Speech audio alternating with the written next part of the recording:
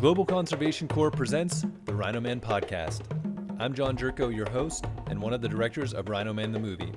This podcast series is a way for me to interview top conservationists on the topics of rhinos, the poaching crisis, the importance of rangers, and community engagement, all as a way to create awareness around these issues and to promote the coming release of our documentary film.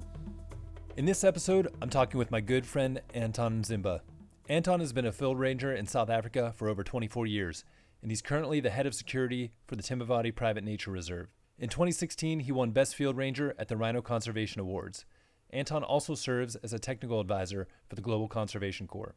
In this conversation, we talk about how Anton became a ranger, his days of training rangers at the Southern African Wildlife College, the role of a ranger and how it has changed over the years, the emotional toll of facing armed poachers, and how to navigate family life with a job that takes you away from home for long periods of time. We also dig into potential solutions to poaching, which include working closely with local communities, and we get Anton's thoughts on the coming release of Rhino Man. So let's jump in. All right, Anton, welcome to the show. Thanks so much for joining us on the Rhino Man podcast. Thanks, John. Yeah, so just to give the listeners some context, I met you back in, I believe it was 2018, and you had been helping Matt and GCC with the film Rhino Man for maybe a year or two before that. And I just wanted to kind of start out by saying thank you for all of the support over the years, because you've gone above and beyond in terms of the amount of time you've put in helping us and, you know, working with your team and our team to capture this story about the rangers and the poaching crisis there with the rhinos in South Africa. So yeah, I just wanted to start by telling you thank you for supporting us all these years.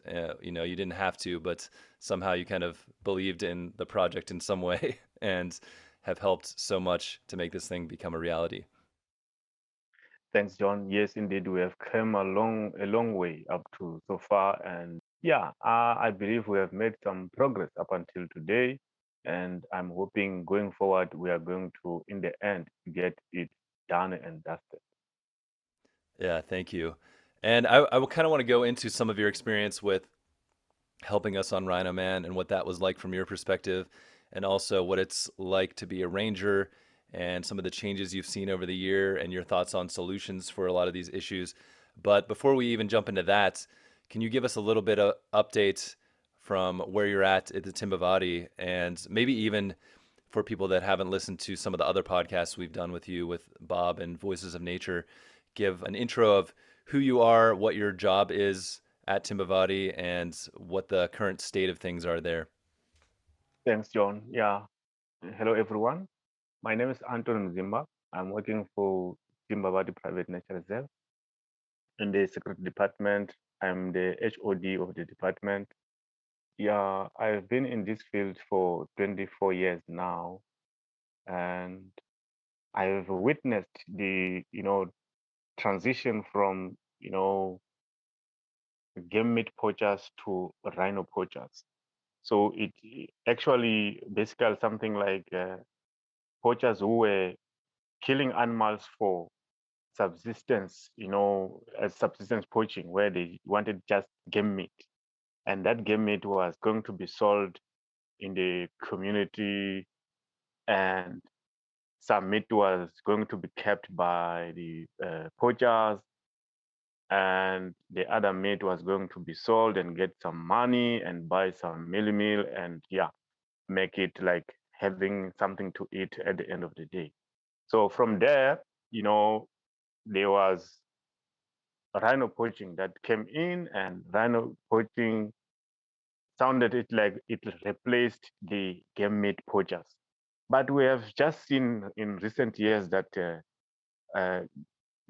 game meat poachers also are gradually increasing and um, operative again and doing their activities of setting up snares and hunting with dogs. Also, it's happening right now in some of the reserves in my region. So rhino poaching is reality. It's there.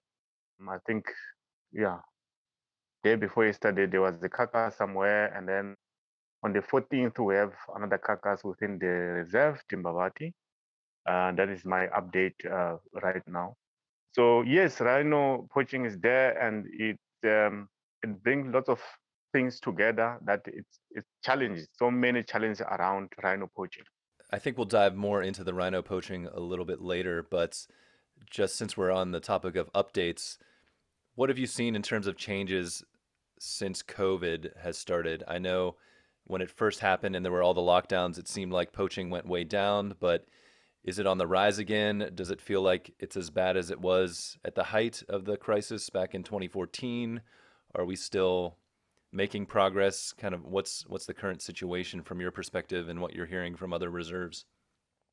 Yeah, from my perspective, current situation is so tense, and which, according to my interpretation, the situation is that during the COVID-19, first lockdown, it had gone down a little bit for quite some time, or during the same period where it was like running concurrently, the time of, that lockdown and also the rhino poaching thing was like quiet. But as the, regulations were lifted, COVID-19 regulations were lifted, and so the rhino poaching gained its strength again up until today, that it has reached its height now. So yeah, it's very difficult. The current situation regarding rhino poaching is so high that we sometimes don't know what to do because of the number of occasions that we do get in a certain period of time, compared to what it was during the COVID-19 level 5 in the country. So yeah, it has gone back to its full operational status up until today. Yeah, and for people that don't know, incursion basically means when poachers either break through the fence or come in through Kruger into the park and the reserve. So it's tough to hear that the poaching is really spiking this much, and I feel like with any news cycle, things kind of come through the news and you hear about it. And I feel like at one time, rhino poaching was kind of a hot topic, but now it's easy to kind of forget that it's still happening. And hopefully, part of what we can do with this film is bring awareness to the issue in a time where things are still tough so that people can kind of refocus and come together to help with solutions. Before we dig into a little bit about the film, can you give us any I hate for these podcasts to be all doom and gloom and about poaching and things like that. But what about the positive state of the reserve? What's going on with the wildlife there in general? And, what time of year is it there? I think the last time we talked to you, a lot of wildlife were giving birth to calves and their young children. So what's kind of going on right now? Yeah, on the positive side of the reserve, currently, yes, it is a good year, whereby we also received, relatively good rains, and the vegetation looks good so far. Water holes are all full, have got water. We have also seen, recruitment whereby, even though under, this difficulty that comes with poaching, especially or specifically rhino poaching, we still do have recruitment whereby we see, rhino calves running, after, small calves, and we saw impala numbers raising. We saw actually the wildlife looks very good in a very positive way. We haven't seen any diseases outbreaks in the reserve. Yeah, everything seems to be okay up until now. That is the positive side of on the reserve side. That's really great to hear. And at the Timbavati Private Nature Reserve, is there anything, I don't know how much time you've spent on other reserves, but is there anything to you that stands out as kind of a unique attribute of that reserve or something that makes TPNR special? Firstly, I would love just to look into, the personnel within the reserve itself. We've got good people who like to welcome guests or people from outside. They are people who work.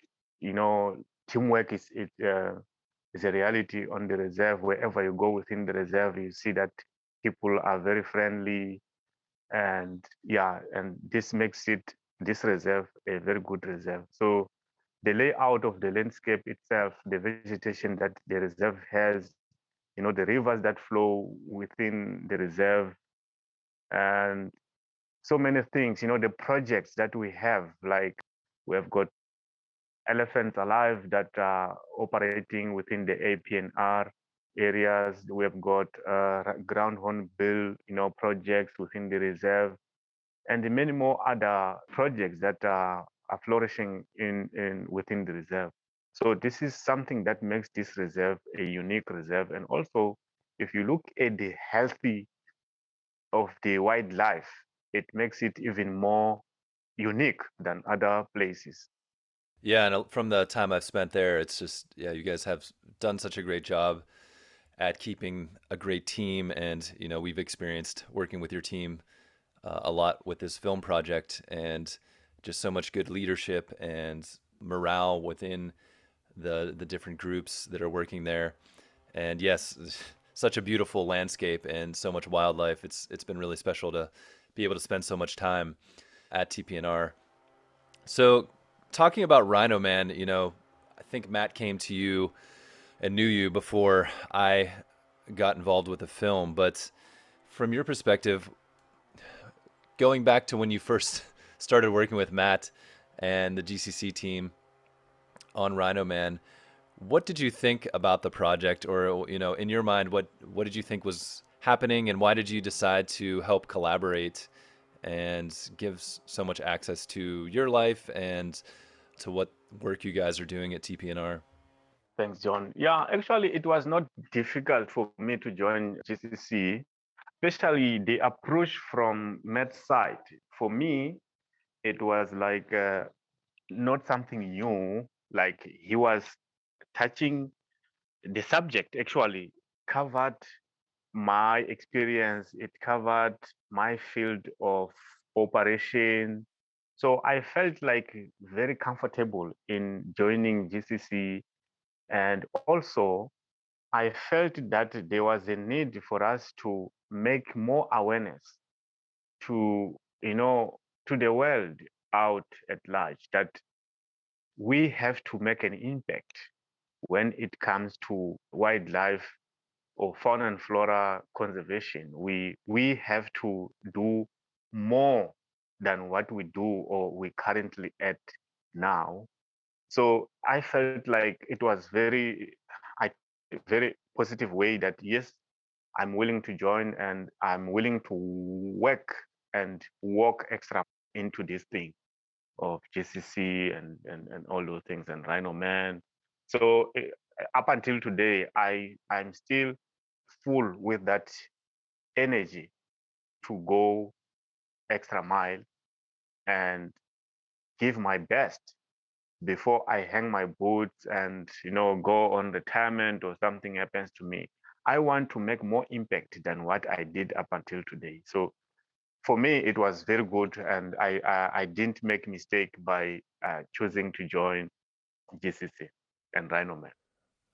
Yeah, yeah, and again, I can't thank you enough for all the time that you've put into it, and just I feel like I've learned personally so much about South Africa and your life and what it's like to be a ranger and this whole poaching crisis. I mean, it's not an easy situation to understand, and there's so many different aspects of it that are always changing that make it complicated, especially from the outside. If you have no connection with South Africa, Africa, the rhinos, what's going on there, it's difficult to know how to move forward or what's really going on there. So you've brought a lot of light to that, and I want to dig in even more today, especially Rhino Man.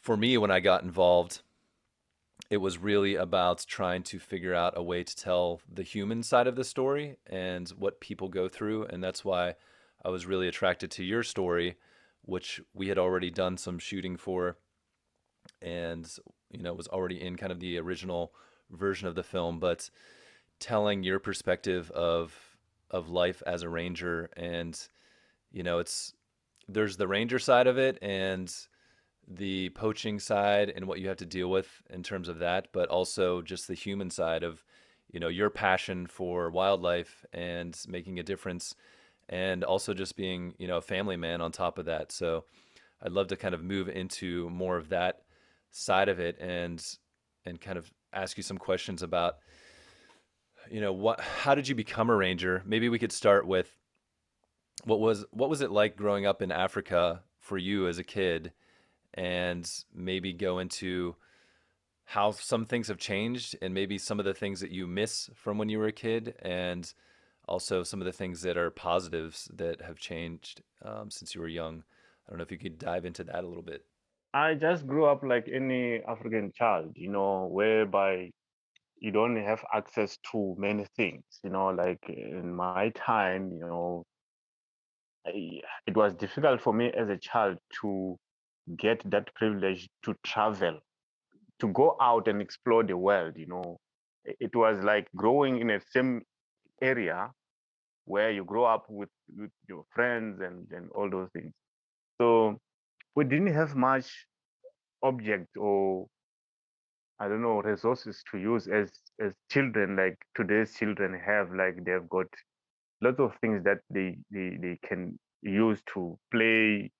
Yeah, just to make time. We had a little, but we were enjoying that little that we had to play around with and all those things. So we were more into African, you know, playing things that we used to do, like in the field out there, playing, that soccer that you just make with plastic. You tie plastics together, make a ball, and then you play it as a ball, just like a football.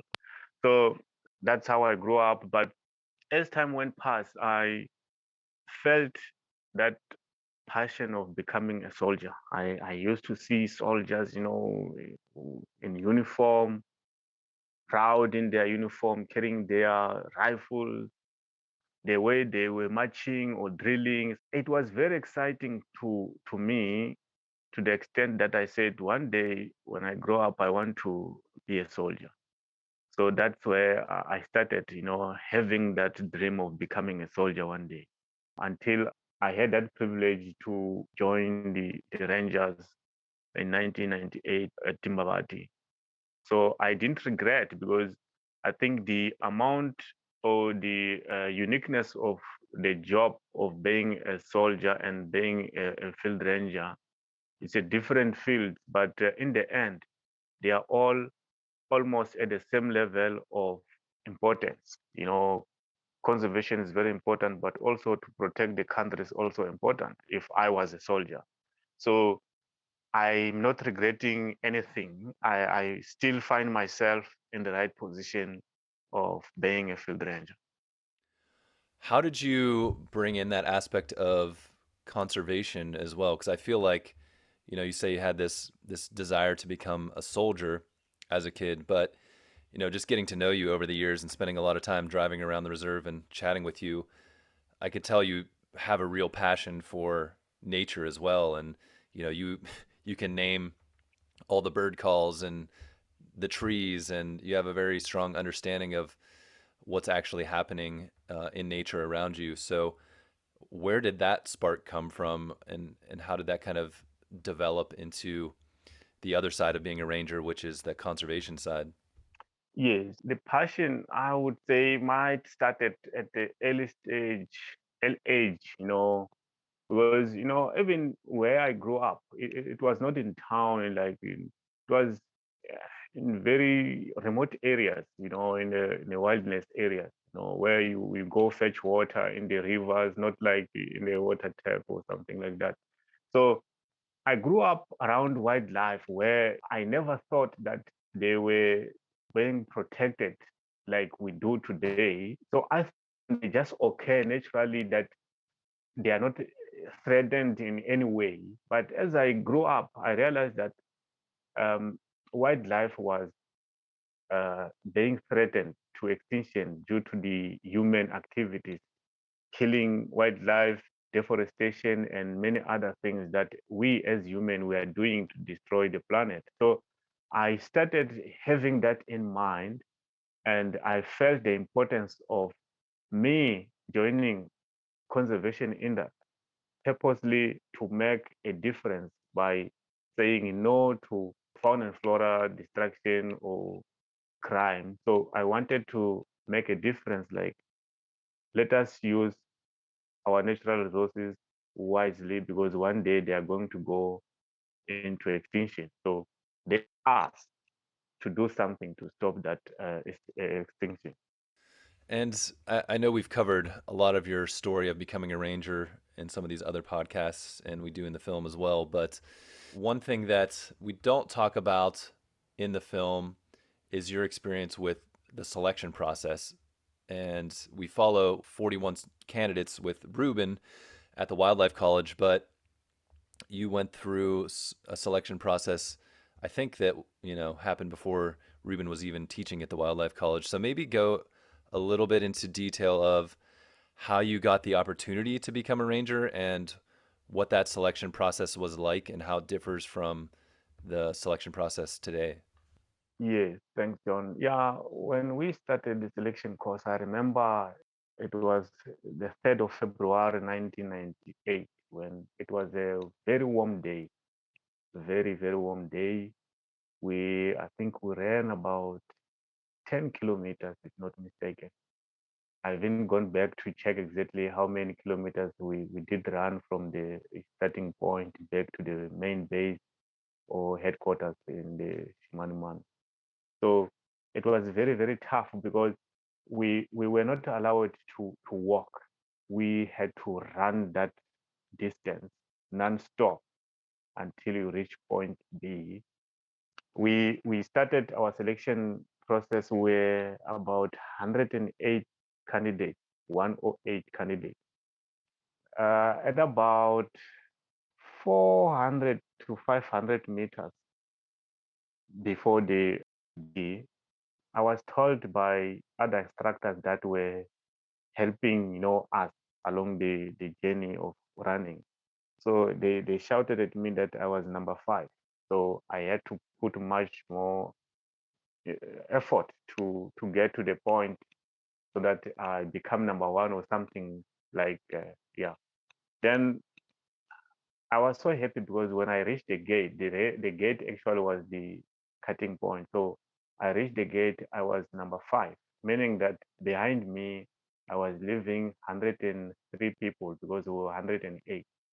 It gave me more fuel and willing to go into it because I was like doing it to see if I'm going to be able to do.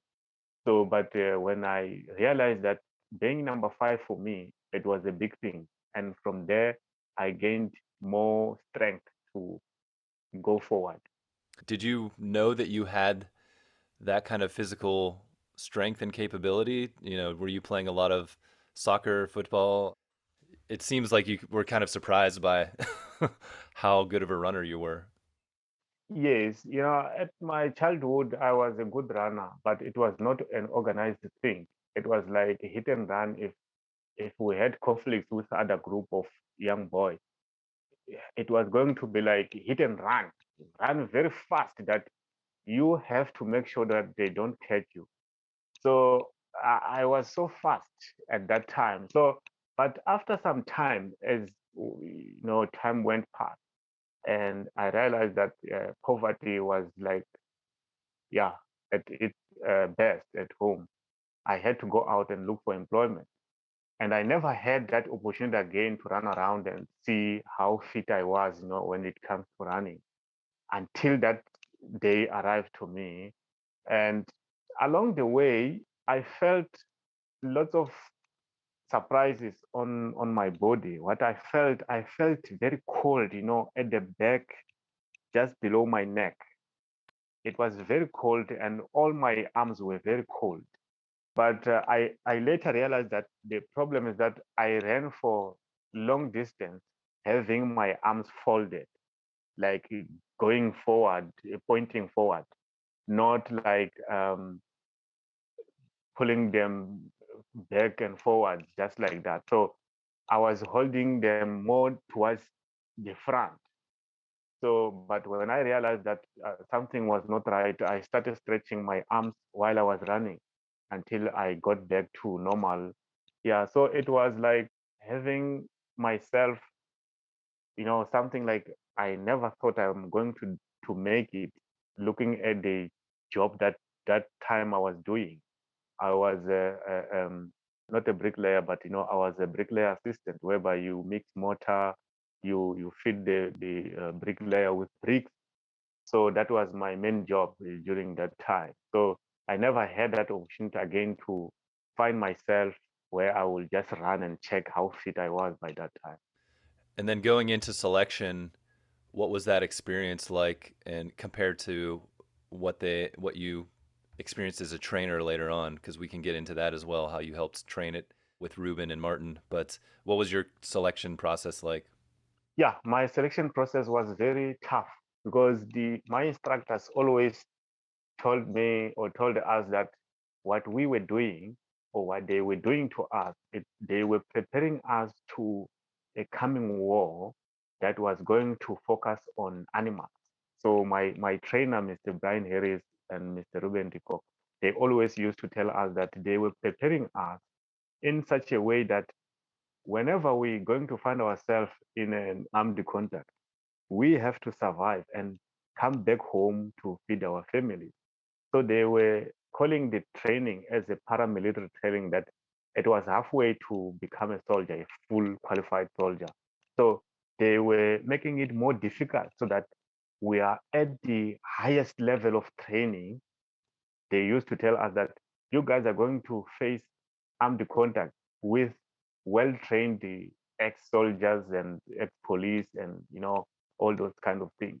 So they were preparing us so that we have to survive, even if we find ourselves in a shootout situation. We have to survive by the training that they were providing to us at that stage.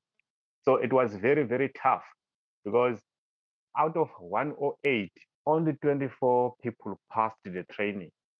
So the rest fell out. They didn't make it because it was so tough that people, with minor physical problems were not going to make it. So we were very proud, we were very, very proud after passing. I think when doing the parade at the college, Southern African Wildlife College, it was a big day for us. It was a big day for our families because they had come out to support us. So yeah, it was a very big thing. But after some time, as time went past, I've realized that people were becoming more and more weak, physically weak. Mm. So I can't tell what is it that it's happening in our bodies. From my time of selection and the training and the whole process up until today, what have changed in a immune system of a person or something like that? I don't know what's happening, but I've realized that people have become more weak in their bodies. So yeah, it's interesting you say that because I know when we were chatting with Ruben, he had a similar observation about the physical strength and willingness for people to go through these tough selections and training process. And I like that you bring up the instructors and how they were informing you guys of why you were being trained and why it was so hard was in large part to be able to make sure that you're ready to face people that are also trained as soldiers, and it could be really deadly situations.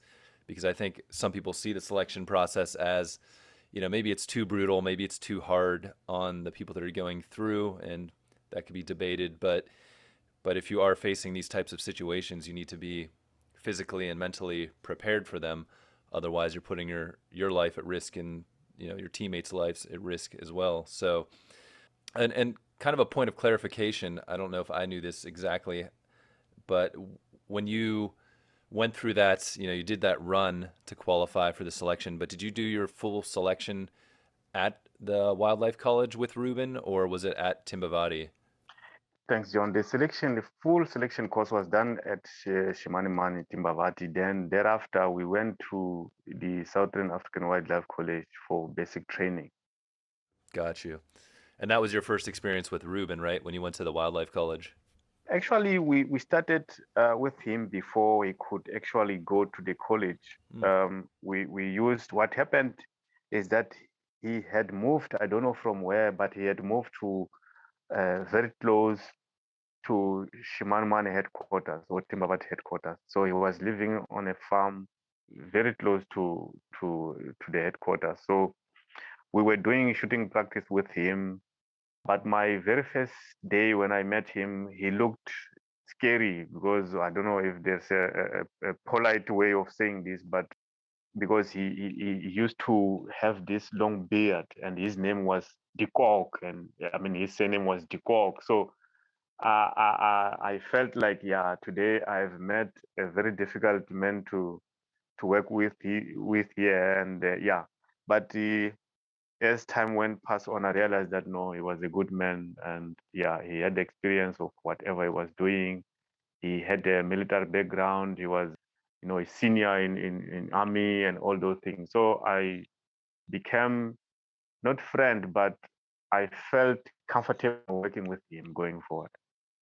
Yeah, that was actually going to be my next question was what were your first impressions of Ruben and meeting Ruben as well. Yeah, he's this very tall Afrikaans man with a very strong, firm voice. And I'm sure, coming from the perspective of someone about to be trained, you could think, wow, this is going to be a rough go. But yeah, the more you get to know him and what he's doing in his process and how he trains people, you realize he's just trying to give everyone the best tools to perform their job. But could you talk a little bit more about how that relationship developed over the years? Because at first he was your trainer as you were becoming a ranger, but you continued your education at the wildlife college and were able to get more training and eventually you can tell it better, but I believe you worked as maybe a contractor for Ruben and even got to know Martin Tembu, which we can talk about him a bit as well. But what was that relationship and how did it develop and how did you work with Ruben later on? We started, as I said earlier, he was a trainer and then it ended there. But going forward, Mr. Brian Harris, the then warden for Timbavati, he sometime would ask me to go and help him with selection courses, around the greater Kruger area. So I sometimes worked as a translator and I was also doing most time in the selection course, I was doing the practical part of the training itself. So it was much more involved in the theory part, and I was going to do the practical side where I would show the candidates how to do push-ups, pull-ups, sit-ups, and all those things. By that time, I was also trying to learn English because English it's something that I learn. I've just learned on the way, not like having that privilege to go to attend, formal school and all those things. So I didn't go via that route. I learned as I went. There was no time for me to go to school. So I didn't have that privilege. So I was by that time learning also English. So it was speaking English and I was going to translate that to the candidates because they were candidates that were not understanding English. So I had to translate that to their language. Mm-hmm. So from there, we went, places. We went to Mozambique, Masingira. I think we were the very first group to go there and train the first ranger team for Limpopo National Park. We stayed in the field, in the bush with him. As trainers, it was him and I, sometimes sleeping in one tent, sometimes sleeping in two tents, We were eating in one pot. We were sharing spoons, we were sharing everything. So yeah, that's where the relationship between him and I went even stronger because going out in the field, living for maybe 3 to 4 weeks together. It was not an easy thing for me, but he never discriminated me or done something that I was going to feel like, weak or something like, or embarrassed. So it was always a motivator to me. He was always willing to teach me, things, because the next morning I had to stand in front of the candidates and say something. So he was also trying me in preparing me to be able to stand before the candidates and say something with confidence. There were a lot of things that I gained from him as my instructor and beyond, because at some stage I felt like he was no longer my instructor. He was like my big brother or something like that. The way I felt, the relationship between him and I was going that direction according to my observation and looking around the environment where we're living. He always supported me. Hmm. Yeah, it's really great to hear. What from those experiences were you able to take back to your team at Timbavati as you kind of started to go up the leadership ladder? Yeah, it was like because what he was doing, he was equipping me with all this training. In other words, he was preparing a good leader. He always said to me that you have to lead by example. So he wanted me to be in such a way that when the candidates look at me, they see a proper man, an experienced person, a leader, and everything. So that by seeing that on me, we were creating that strong credibility from the candidate side that we are in the right place, and having them in that mentality or putting them in that mentality was going to influence more towards the direction of their learning, because they are going to say, okay, now we have got people here, so what we are learning here is the right thing. Yeah, the whole situation was to make someone proud of whatever they were doing. And he never allowed me to do things halfway. He wanted me to finish stuff at the right time. So this is something that I got from him. And he said that I remember one day when he was teaching me the commands when drilling rangers. He said to me, he was using a matchbox, that this is how the squad look like, and if you want to turn them to this side, you say this, you say that, and all those things. And he said to me, you have to practice this and get 100%, because if you tell the student something that is wrong, they are going to believe in that. But remember that one day the thing is going to come back to you. So you make sure that whatever you teach your candidates or your field rangers is 100% true. So this is what is something that I learned from him. Especially when it's life or death out there. It's yeah, you can't really make mistakes in your training. And you mentioned a matchbox, and was that because when you open a matchbox, those matches are so tightly lined up, they kind of represent the way that you want all of these guys to drill in order, or what was the use of the matchbox in that example? Yeah, the use of the matchbox is that one side or two sides of the matchbox are smaller and the other two sides are longer than the other two. So you see that this represents the squad, the way we form the squad, because the squad is formed in threes, but it can be very long, whereby maybe in one line you have 15 people, you see. So it's long in one way, and the other side, it's shorter. So counting from 1, 2, 3 person from the right flank to the middle rank to the rear rank, then it means it's a shorter pace, that one. But if you look at the length of the squad, that's what the matchbox was representing. Yeah, that makes sense. So it's just an easy way to see how you would move this group together as a tight unit. Yeah. What about Martin Tembu? Now, in the film, a large part of Rhino Man is honoring his memory as a ranger trainer, and we talk a lot about his relationship with Ruben from Ruben's perspective. But what was your relationship with him? How did you get to know him? What was your first impression of him as well when you first saw Martin? Thanks, John. Yeah, when I met the late Mr. Mtem, and may his soul rest in peace, he was a trainer. So it was basically the man on the ground. So Mr. Harris and Mr. Ruben were going to check from time to time to just to come and check the progress. But the late Mr. Mtem was the man on the ground. Him and Patrick Kulu, they were our instructors. So they were working like daily basis with us. Whatever we're doing, they were with us. Yeah, initially, you can't at the very first time that you meet your trainer and he automatically become your friend.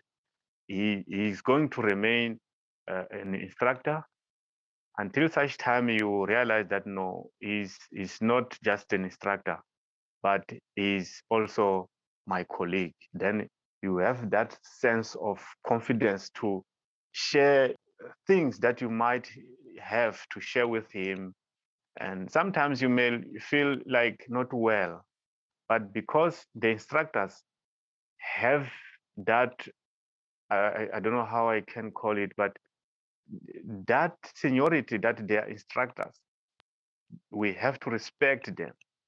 Sometimes you even feel like you disrespectful if you are going to approach your instructor and tell him that no, I'm feeling dizzy, I have got a terrible headache, my tooth is aching, and all that kind of thing.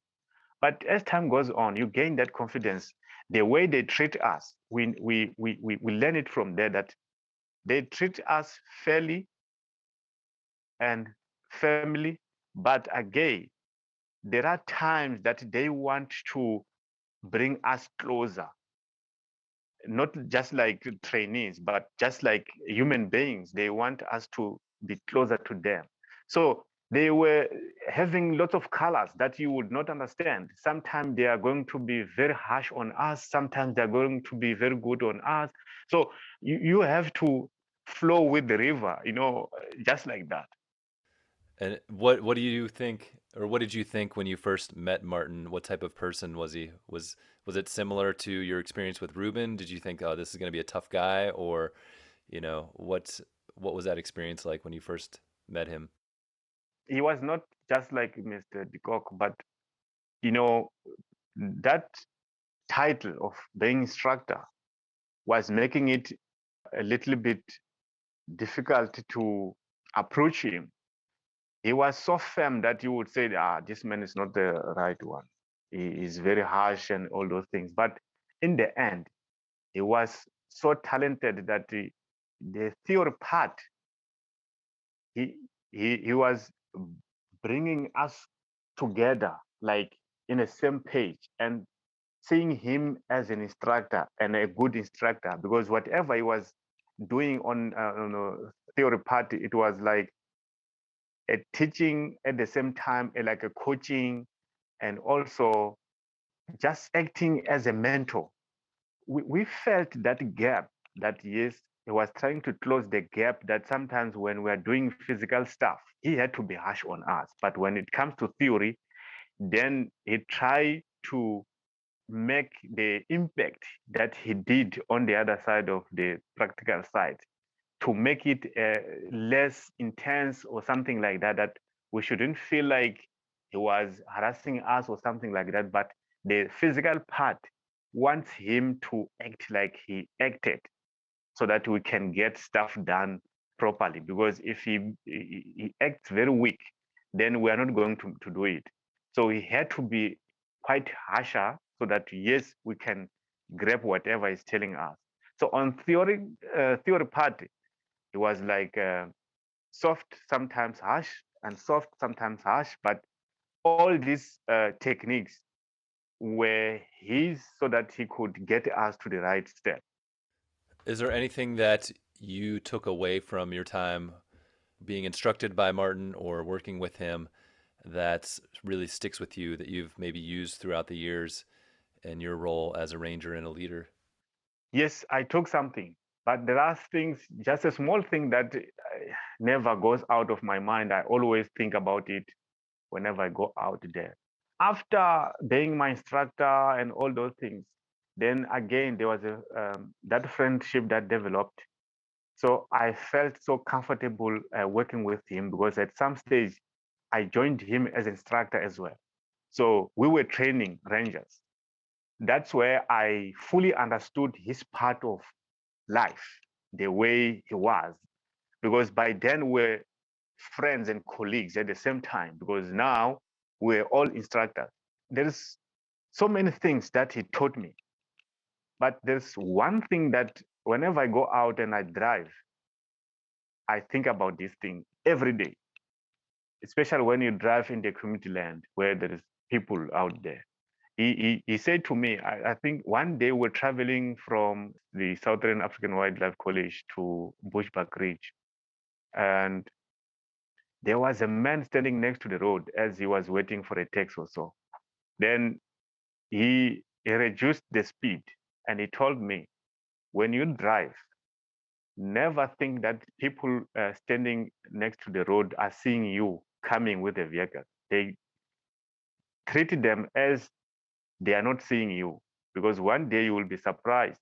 You will see a person standing on the road verge, but in the next second, you find that the person is right on the road and you are going to have a trouble. So think about this thing. And I've learned right from that day up until today. I always think to myself, even another vehicle trying to join the road, I have to reduce the speed and look at the behavior of the vehicle, whether they are attempting to get into the road or they are standing still there where they are. So it's something that I learned from him.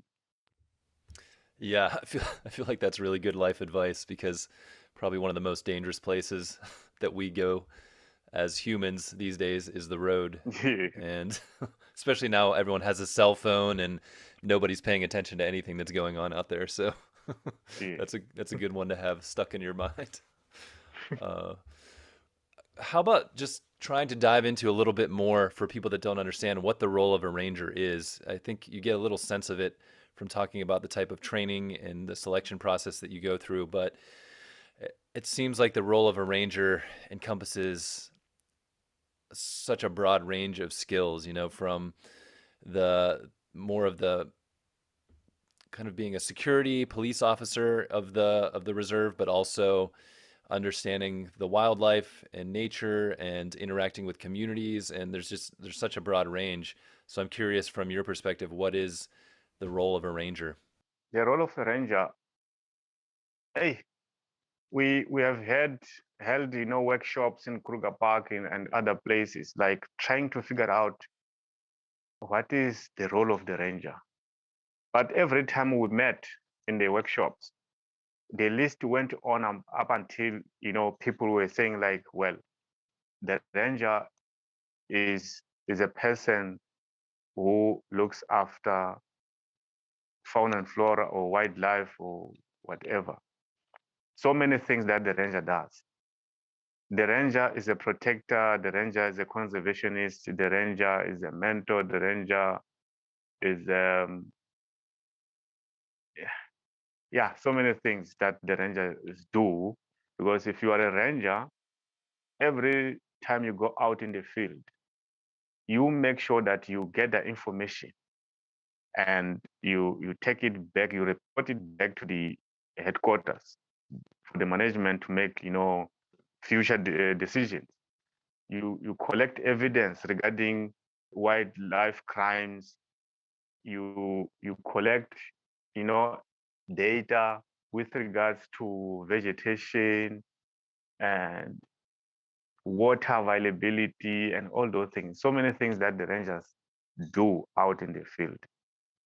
A good understanding of what the rangers does or the ranger does is those who have privilege to join the ranger team one day when they go out, they can even so small things that the rangers do without understanding that they are doing this. Sometimes if you tell the ranger that you are a doctor, they will say, no, I'm not a doctor. But when the animal is injured, they are the first to find the animal and report the condition of the animal, and yet report the requirement going forward to help the animal survive. So sometimes they take the eye of a doctor, of a veterinarian, or something like that when they're out in the field. Yeah, it's amazing the amount of skills that you have as a ranger, and it seems like a lot to ask of, one person or a team of people, but there's just so many different things that could occur while you're out there on the reserves. And yeah, that's such a huge reason of why we want to promote rangers and support them with this film and share their experiences with the world, because I don't think many people understand all of the different skills and situations you have to deal with as a ranger. How has your role as a ranger shifted over the years? Have you noticed any changes in the way you're proceeding out there? I mean, I think something that's interesting that you said is when you were being trained as a ranger, it seemed like your instructors already had some foresight that this rhino poaching and this poaching crisis was coming, so that you were being trained as soldiers. But what have you seen change over the years, if anything, in terms of the role of a ranger and what you do? Thanks, John. Yeah, what I've seen changing, during my years of service as a field ranger is that shift or transition from subsistence poaching to rhino poaching, it came out with bad things to us as field rangers. So firstly, when before the rhino poaching, exploded or something like that, the subsistence poaching or subsistence poachers were coming to the reserve either with dogs or snares, but yet they were carrying dangerous weapons like pangas or asagayas or something like that, and the knives, these big knives. So we were armed, we were well trained, and that gave us a strong confidence to ourselves that yeah, we are well trained and we are not scared to deal with a poacher with a panga or spear or something like that. I'm not afraid. So psychologically, we were not feeling any threat to our own lives as field rangers. But when it shifted from subsistence poaching to rhino poaching, it had a very negative side psychological to us as field rangers, because now instead of dealing with poachers carrying pangas and spears, we are now dealing with a well-armed group of people who have planned to come to the reserve armed, and they have planned to defend themselves against us whenever we want to arrest them. So it's a well-organized team that they want to protect themselves while out in the field. So knowing that we are going to embark on armed contact, that all it affected us badly psychological. That now we are dealing with big five animals, we are dealing with snakes, we are dealing with everything. But that, nevertheless, is not a big business. We joined this field knowing that we have got big five, and big five is dangerous. But now we are meeting people who are armed, they to kill us so that they can operate freely in this environment. So we know that our lives are in danger now because anytime they can kill us, you see. So we started feeling uncomfortable. But the passion that has grown in us up until today is the only thing, is the only hope that makes us, always going forward. We respond to gunshots. We go out, we patrol, we do waylays, we do whatever we can to counter poaching. But once the gunshot goes off, we have to respond, knowing that the person who fired the shot may be waiting for us to get there so that he can shoot at us and kill us. But yet we go there because we've got that passion. We vowed, we said that this is our job. We are the wildlife protectors. We are conservationists. we are the police, we are investigators, we are all these things. So we are there to protect wildlife. Whatever it takes, we are going there. This is the kind of psychological impact that it brought when the rhino poaching came in or kicked in. We felt like losing hope. But the organizations like our own organization, where we come from as field rangers, they always supporting us. Our own families back home, they always give us that hope that yes, we are doing the right thing, even though it's difficult, it's life threatening.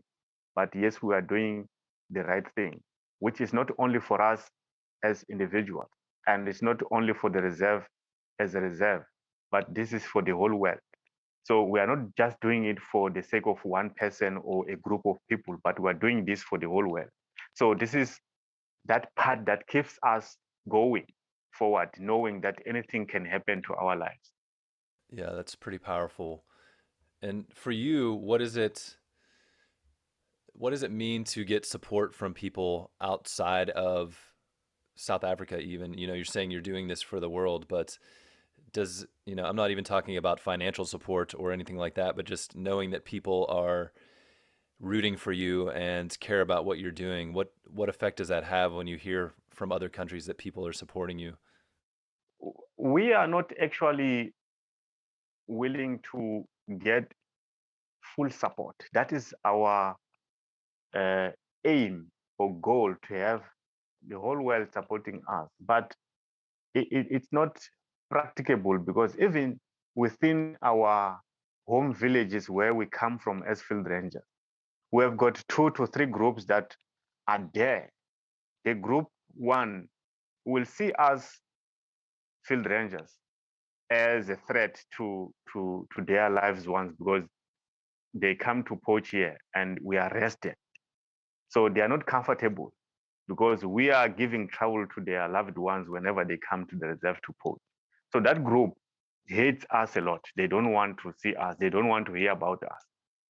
So there's a group that says whether wildlife crime is there or not, rhino poaching is there or not, I don't care. Then there's a group that says no to wildlife crime, including rhino poaching. They say no. It's very difficult to get that support. But it takes one man from outside the country to say to us, you guys, we appreciate what you're doing. Please continue to do the good job you're doing. Then just those words, it's an it's a fuel to keep us going again, without having to receive financial gains or support or something. But the words themselves, well expressed, trying to show appreciation to what we're doing, is something that makes us going forward, and we'll never back down. We're always going forward.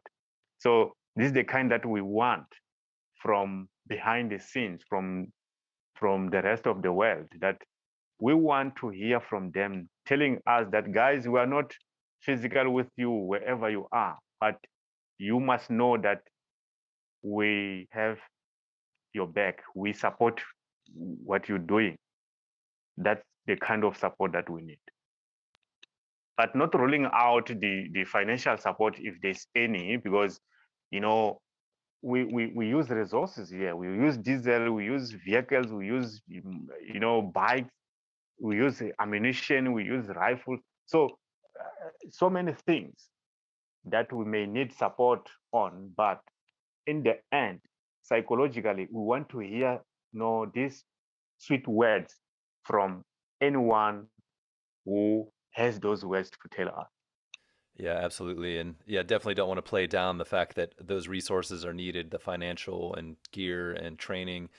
But yeah, I appreciate you kind of just talking about the effects that a simple words can have, because I think sometimes people feel like they don't have any way to contribute to the cause, but just saying thank you and thank you for your service and what you're doing there, I think is an important thing to recognize, because as humans, knowing that we're doing something that the world cares about is really strong motivation. Diving into a little bit more of, what it's like. You kind of touched on the emotional and psychological side of what it's like to have to face these trained that are willing to shoot back. Could you go into more detail of what it's like when, say, there's an incursion or a gunshot and you have to respond to that, and then maybe there's a gun battle and then you actually catch these people? I feel like that's a lot of different emotions that have to go through a person. One from, at the beginning, it's more of maybe some fear, but also the courage and, hey, we've got to defend this wildlife and do our duty. But then you might have a gun battle and then actually catch these people, and then you see who they are, and how does it change? Is there, maybe there's anger sometimes, maybe sometimes you feel bad for these people and their situation. I'm just curious what that range of emotions are that you go through as a ranger in one of these types of actions. I think this is quite complex. It's very complicated because if you look at the game meat poacher, he will tell you that yes, I've done wrong. I shouldn't have done this, but the situation dictates me to do this. I am jobless. I have nothing to feed my children or my family.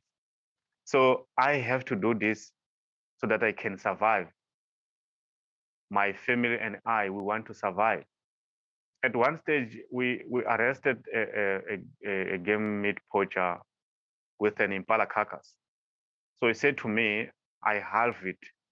I sell the other half to my neighbors. I get the money and I leave the rest of the meat at my house. Then I go to the shop and buy maize meal so that I can come and cook together with the meat and feed my family. So this is something like people are jobless. There's high rate of unemployment. So people will resort in doing whatever it takes for them to get something to eat at the end of the day. We also seeing the after unemployment rate which is high. We're also seeing overpopulation. There's demand for food. There's demand for land as well. It's also coupled with these kind of things that makes people to do whatever they do in order to survive. But if you look at the rhino poaching itself, it's mostly for people who are looking into financial gain so that they can buy whatever they want. So it's not a matter of needing it; they want it. There's a need part and there's also the want part that people just want. They want it, and the other group they need it. They need the impala carcass so that they can sell it and get something to eat at the end of the day. But there are people who are just there. There's nothing to, when they kill the rhino, they don't take the meat, they just take the horn. So it tells us that on the food side, they are sorted. They just want money. That's all they want. There's so many things that make up this wildlife crime to grow, like gradually going higher and higher and higher, not willing to settle down or to stop. It's because there is high rates of employment, there is overpopulation, yeah, and many other things. And people want to do something to get something to eat. But also we have got greedy people who just want money. It's very difficult to combat this because if we want to uproot this, then we have to start right from sharing the resources, which is sometimes not workable. Sharing resources may be workable or may not be workable, but before we implement it, if we can sit down with the communities and also the personnel from conservation side and discuss going forward, how can we help you? Because sometimes we conservationists around the world will promise the community people that, yeah, we are going to employ your children is going to be employed here, you're going to get, but people are hungry today. They want something today. Don't promise them something that is going to come after 5 years or 10 years. So they want something today. And sorting out the issue of something today is to share the resources. People around the protected areas can see that there are new tourism companies that come and settle in the protected area. And they see them getting money, getting rich so quickly. They see that. And they have that feeling that they are not part of this world. The conservation or protected areas are seen as islands of gold where only few people are benefiting out of it. And in some places, and if not mistaken, most of the protected areas, before they were proclaimed as protected areas, were people living there, which might have been, convicted, evicted, I mean, to go and settle around the reserve edges or boundaries. So they still have that anger that they were evicted from their original land to be put somewhere where they don't belong, so that the people with money could enjoy their money in the protected area, the land that once belonged to them. So it's another thing that when they think of coming here, they want to destroy these resources because they say that these resources are ours, but few people are owning them and they are getting rich out of resources that once belonged to us. So we need to share the resources with the community people and see going forward if we can't reduce the wildlife crimes. Very well put. And that was some of the questions I was leading into is just, you kind of describe some of the complexity of this situation from so many angles because, obviously there's this history in South Africa of apartheid and racism as well. And, these evictions actually happened where people were pushed off of this land. And now we're kind of in this position where we want to save this wildlife and there's only so much land left where the wildlife has to roam. But if the people that were pushed out of those areas and due to a lot of factors, some of these apartheid history and current corruption and just the poverty, like you described, and the lack of opportunities for jobs, it's really created a tough situation where it does seem like we need to move forward and find a way to have the communities bordering these protected areas to really be able to benefit from them and have resources and take some ownership of it. And it just seems like a very complex issue. And I don't know if you have any other thoughts around that and what, maybe when you're within the communities, or I don't know if there's people on the reserves you're able to actually have these types of conversations with, but what do you tell people about how to move forward in light of all maybe the wrongs that have happened? And there are a lot of I mean, if you just kind of look at it objectively, there are a lot of rich white people making a lot of tourism money on these reserves, so you can't deny that. But how do you come to some kind of middle where we're not just tearing down these areas and letting all the wildlife die, but also not ignoring the fact that there's these huge human populations that deserve better and more opportunities and more connection to that land? What do you tell people that you're talking to in the communities or in the reserves to try and find some kind of common ground? Thanks, John. I think with this one, we may start off by calling for a meeting. You source the headmen, from different areas, especially the community that borders the reserve. You call them in a meeting. Try to find out what is it that they want or they feel like they want to contribute towards wildlife crime. But that could be the last thing. The first thing is, what are they going to benefit from within the reserve? So we may start tackling this issue by asking them, what is it that we as conservationists are doing that they don't want us to do? Or they feel like they've been marginalized. They've been forgotten. We don't know if they exist or not. We find their problems, the most worrisome problems that they have. Once we have the problems laid, out to us, then we are going to go back and sit and discuss going forward each and every problem that they might have raised that they want us to solve or to resolve it. Then by doing so, we may in the end have common ground and taking it from there. Because suppose that they're going to say we want to game meat. My home village is only 7 kilometers away from a protected area.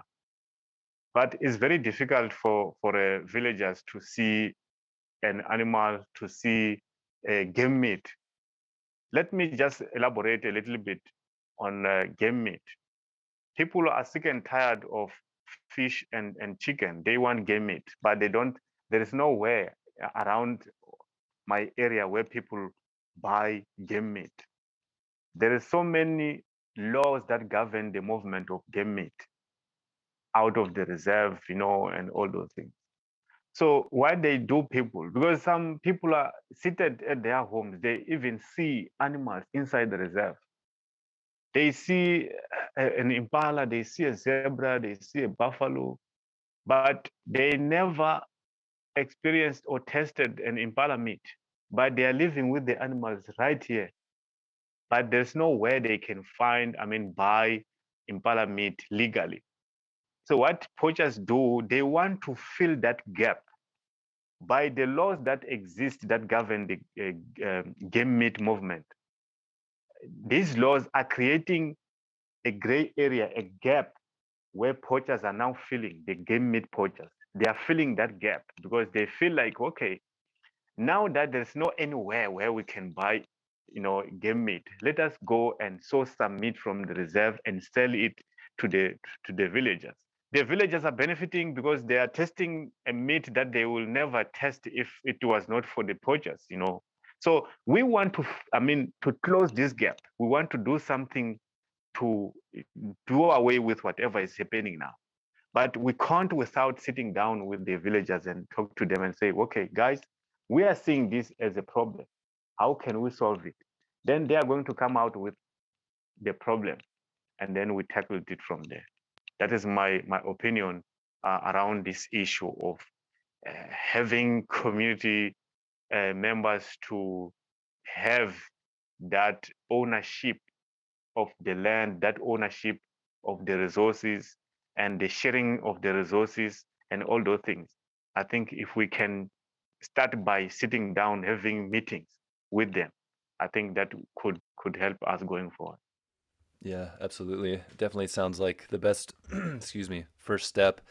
And what are your thoughts on, of course you have to have the support of the reserves in these conversations, but what are your thoughts on some of the rangers being kind of that mediator that is able to speak for both sides in those types of meetings? Because I feel like most of these rangers are from the communities, but also work on the reserves. So it's kind of an interesting position, not to add to all of the many things that rangers do, but I'm wondering what your thoughts are on that ranger and the role that they could play in kind of bringing together the reserves and the communities.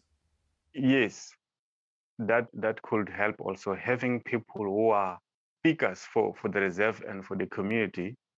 But we also want to be honest with them.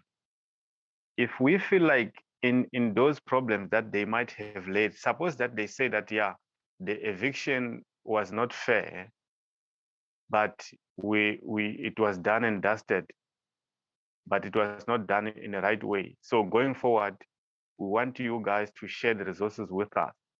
Then there we can have a discussion, we can formulate the policy as to how are we going to share the resources.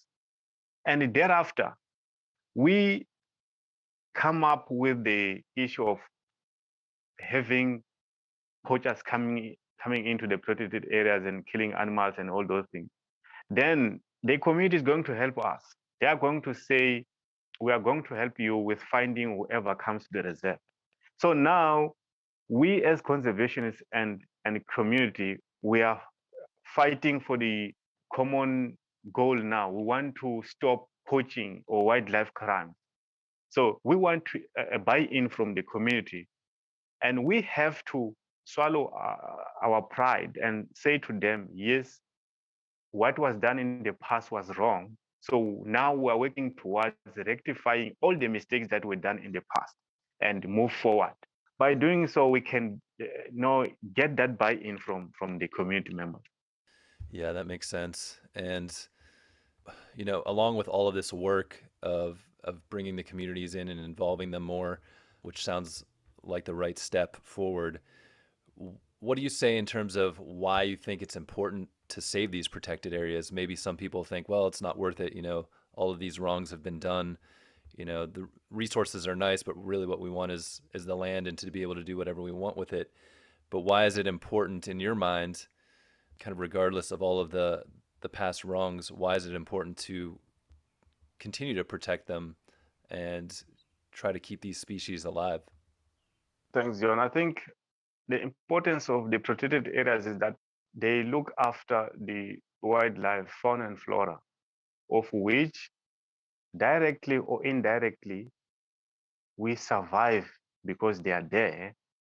If we let them go extinct, it might be the end of human race, because it was once said that everything that exists has been woven, like tied together. So if part of this one thing falls apart, it means that the whole system is going to be destroyed. So if we let the fauna and flora or wildlife go extinct, and then human race is going to be the last standing thing, and then we are all going to disappear in this world. So that is the first thing that I feel like we have to.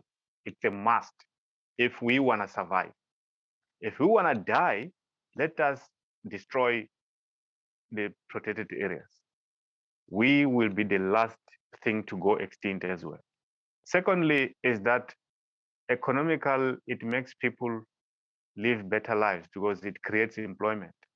This is the most two things that I feel like the protected areas are important, because they even bring in overseas guests coming to see the big five and all those things, enjoying lives here in these protected areas. So when we leave them, and this country, tourism is the most important source of income, because when the guests or tourists come into the country, they will pay the flight, they come in the airplane, whatever, they pay the accommodation wherever they go, they rent vehicles, they visit protected areas, they pay wherever they go, they pay. So this is economically a right thing for the government and the country. So if we let these protected areas go extinct, it means that we will no longer receive any gas from outside the country. Then economically, we won't survive. And yeah, so this is why I said it's very important. Yeah, and it's always so tough. We only have so many wild spaces left in the world, so it is tough to see them disappear. And it's just trying to find this balance between a way to make sure that people are also living in harmony with the wildlife, and neither side is suffering. So it's a big challenge, but I appreciate your thoughts on all of it. And definitely from a economic side, tourism is a huge driver of income to South Africa, and if finding ways to make it shared between communities and reserves in a better way that's good for both sides, I think offers a lot of opportunity for people to hopefully have better lives and make more income on that side of things. So yeah, it's definitely a difficult and complex problem that takes people solving it from a lot of different angles. But I kind of want to touch base on a few other things related to rangers before we get close to the end here. You spend 28, 30 some plus days out in the reserves as a ranger. How do you keep that balance with your family life at home? What do you do specifically to be able to, keep those relationships up with your family back home while you're spending so much time out in the bush as a ranger? In the beginning, it was very difficult. It was very difficult. I've seen it with new rangers joining us that the very first month of their employment, they go through lots of difficulties from their family side because they feel like maybe he's no longer willing to come back because it's taking so long, so many days to come back home. But as time goes on, the family members become used to the situation and they end up supporting the rangers. So the most important part is the family. If you have the full support from your family side, then the organization, the employer, also shows support. Then you are in the right track. You feel like you are willing to do more because you feel, even if you know that your loved ones are left back home, but as you go out on patrol daily, you feel their presence at the back, that they are there supporting you. This is the kind of thing that makes us going. We feel fueled each and every time when we have conversations with our families back home, maybe cell phone call or WhatsApp or something like that. We tend to be with them, although they are physical away from us, but having to chat with the children, having that conversation before you sleep or early in the morning, it makes us feel well and focus mainly on our job. Because sometimes it's quite disturbing if you know that you lack support from home, you lack support from there, and then you feel like you are lost. But with all this kind of support we receive from our families and the organization, which is the employer, it makes us feel well.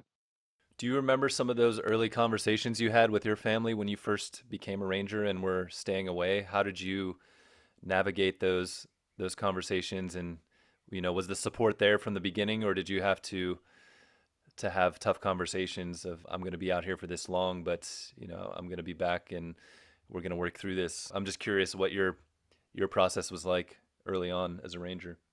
Yeah, for me, it was a little bit easier because I got married while I was working already for this organization. So the only thing I had to do was to talk to my wife that this is the situation, and she spent the first days with me here on the reserve and seeing how we're doing our job, and it was not that much difficult. It makes it a little bit difficult for people who got married before they got this type of job. So once they are here, then it completely changed what it used to be at home, you see. So with me, it was a little bit easier because, yeah, I got married while I was already working here. So my wife was very quick to adapt to the situation because she was even witnessing what we were doing. So it becomes quite difficult for a ranger who has just joined now. It's his first month or his second month. The family hasn't got that opportunity to come visit him right on site to see what he does. The ranger and the family or the wife, they live in two different worlds here. That's why sometimes there's problems that need to be, resolved after a ranger got employment. But in the end, things run smoothly. Is there any advice you give your young rangers when they come and they they kind of run into those family problems? Is there anything that you tell them to help them work through it? Yeah, to new rangers or young rangers that are joining for the first time this job, they have to be open to their families, telling them what will the family members will have to expect from him, what's going to happen going forward due to the nature of the job. It happens that the ranger it's back home on time off, but operational requirements dictates that he has to be called back to work. because of the situation. And they have to have that in mind. The ranger and also the family members have to know this.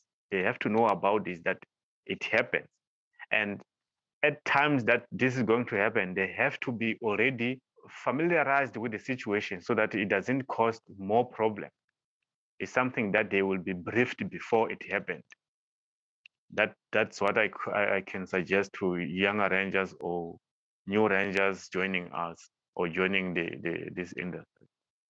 Yeah, it's just having those clear expectations of what the job requires, and you're always on call as a ranger, even when you're on leave, which I think you talk a little bit about in the film. And it's if the situation comes up, you'll have to go and attend to it. So it's definitely not easy in that respect, but definitely important work that you're doing. What is it about being a ranger that you love the most, Anton? All these years of doing it, what really keeps driving you, and what do you love about your work? Firstly, is that the nature of this job dictates that you always have to be fit, physical fit and mental fit. So it demands a lot. It demands a lot because each and every day is a new day. You will never say, I'm used to this. Every time when you embark on a patrol, treat yourself as a new person in the environment because anything can happen. Job keeps us fit because like walking like daily basis, walking distances 10 kilometers, 15 kilometers, 16 kilometers, even 20 kilometers a day. So in the beginning, it may sound or feel like, yeah, it's a difficult job.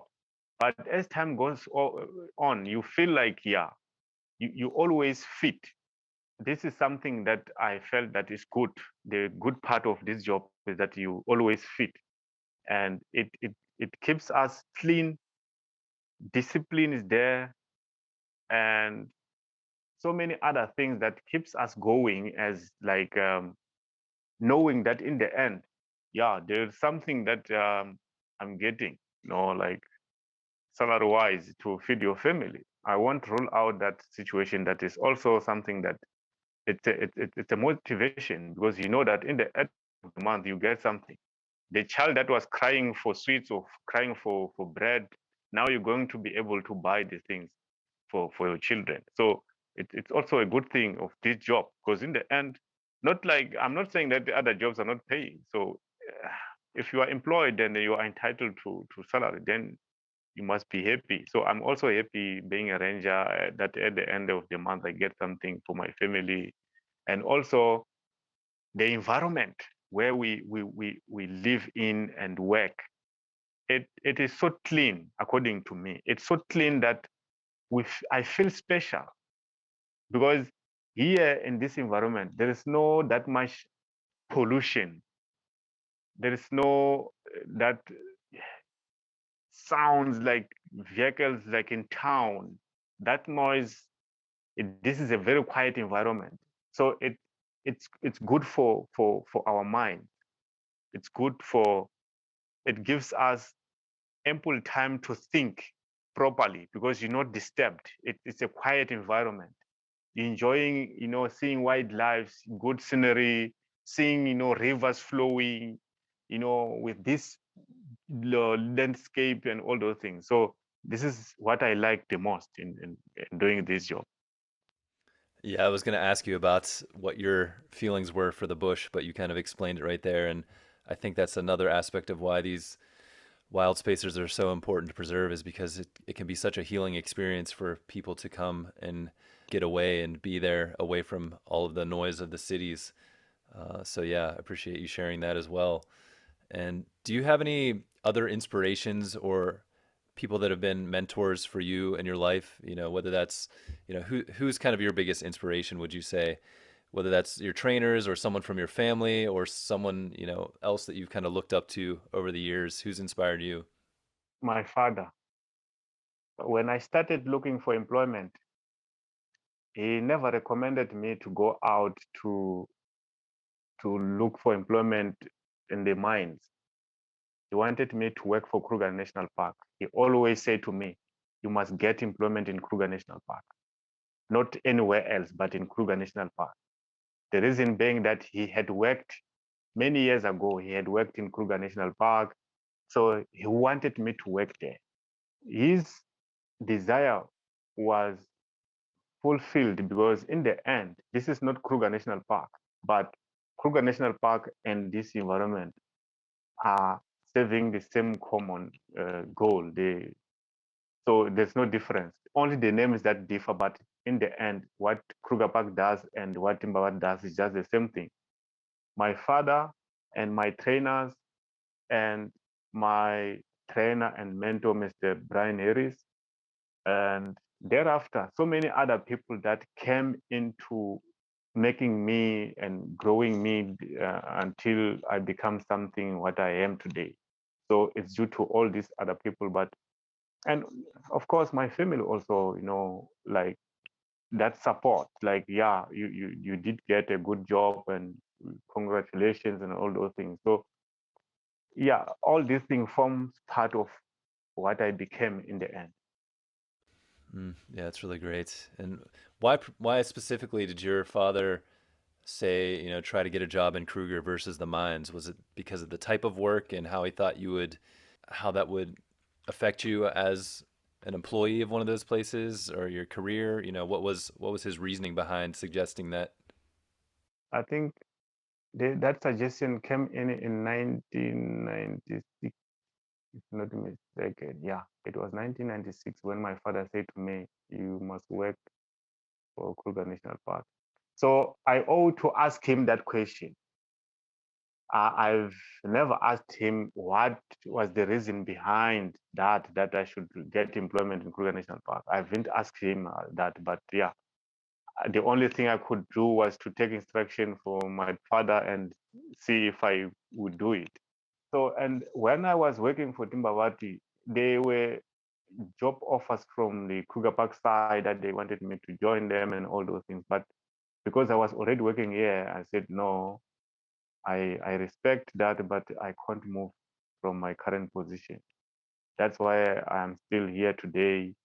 But yeah, so in the end, I felt like the request from my father was still following me that I have to work for Kruger National Park. I'm talking about something that happened between 2002 and 2007, you know, and my father had requested me in 1996. I thought to myself, yeah, so my father's request is still following me, but I feel like there's no difference of me working here in Timbavati and going to work for Kruger National Park. Why have you decided to stick with Timbavati all these years? Because I know even, Ruben and Martin, I think, tried to get you to come and help with the training, and you've always stuck by TPNR. Is it because you just feel like they saw something in you and supported you so much in your growth that you kind of owe it to them to continue your work there? The reason why I kept saying no to other job offers is that I wanted to grow. If you skip jobs, like you work here and then you go get employment there and thereafter you go there, you don't grow. So but if you stay in one place, you grow from strength to strength. Like it happened to me. I was just a junior field ranger. From then I moved to lance corporal, where I was a corporal instructor, and then to full corporal, then to a sergeant, up until today that I'm the HOD. But if I had to change jobs, even today, maybe I would be maybe 2 years service in that certain organization that I will be working for. And that doesn't make you grow. This is what kept me up until today. Yeah, that makes sense. And yeah, everything that I've seen and experienced with Timbavati as well, it just seems like a really great group of people, and they support each other and each other's growth. So doesn't it seems like you made the right decision all these years, for sure. But almost to the end of the interview here, a couple final questions. If you were on TV in every classroom in South Africa, what advice would you give to the youth? And that could either be related to conservation or just general advice on, growing up and anything you could think of. To this young generation, I will suggest to them that they have to. I know technology is growing from strength to strength, but sometimes they have to put their cell phones down and go out to see what conservation areas look like and see if they can partake and do something because it really matters to them. Soon I'm going to hang my boots, I'm going to retire or something, and I won't be able to walk the distances that I walk today. We want them to come take it over from us and going forward with it. I would love to encourage them to come out and join conservation industry. There are so many careers in conservation that they can take. The life is not only in the mines or in the wherever they think it is, but here also there's a lot of careers that they can follow. So that's what I can suggest to young generation. And final question, what impact do you hope that Rhino Man, the film, will have on the world once we share it? Yeah, I think Rhino Man is going to make a huge impact for the fact that it encompasses everything: the life of a ranger, the need for wildlife conservation, the need for growing passion to young children, and the importance of having wildlife, the importance of support that conservationists need from the general society. So I'm very sure that this is going to make a big impact because it has amalgamated everything that people need to know. So it has everything. It's an encyclopedia itself that is going to be read out to the public or to the world. So I hope everything is going to be very good, 100%. Mm.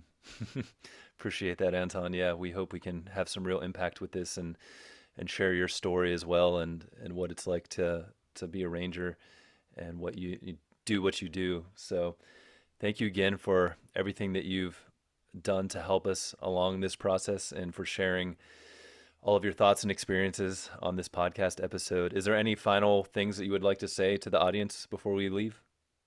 Thanks, John. The only thing I can say to the audience is that we need their support, not in financial terms, but anything. The words, it's also a motivation from our side. There are times that we feel like we are losing hope, and that's when we need the kind words to keep us going so that we can get up and walk again and strong and gain our strength by knowing that yes, there are people behind us who support what we're doing. So I will call to the international society that please support us, support conservation. Thank you, Anton. Yeah, for anyone that wants to support you and your team directly, it's always can find Timbavati Private Nature Reserve online and connect there and find different ways to help, and even just visit South Africa and experience the nature there, and hopefully run into Anton on, on one of your trips. Yeah, it's been such a honor to be able to spend time with you and get to ride around the reserve and talk to you and your ranger team as well. So thanks again, Anton. Really appreciate this talk. My pleasure, John, as usual. Thank you very much. Yeah, absolutely. Pleasure, Anton. Thank you for listening to the Rhino Man podcast. If you enjoyed this episode and you're excited to see the film succeed, please subscribe and review our podcast on Spotify and iTunes. Then follow us on Instagram and Facebook at Rhino Man the Movie. More details about Rhino Man, the social impact campaign, and future screenings are at rhinomanthemovie.org. To learn more about the Global Conservation Corps and their work, visit globalconservationcorps.org. Sign up for the newsletter and follow GCC on all of the social platforms. If you like this podcast, make sure to subscribe and catch up on GCC's Voices of Nature podcast, where Bob Ludke interviews a wide range of people who have dedicated their lives to making a difference in conservation. A special thanks goes out to Simone Wilson for the music for this podcast. He's the brilliant composer for Rhino Man the movie. Learn more about his work at simonewilsonmusic.com. Until next time, I'm John Jerko, and this is the Rhino Man Podcast.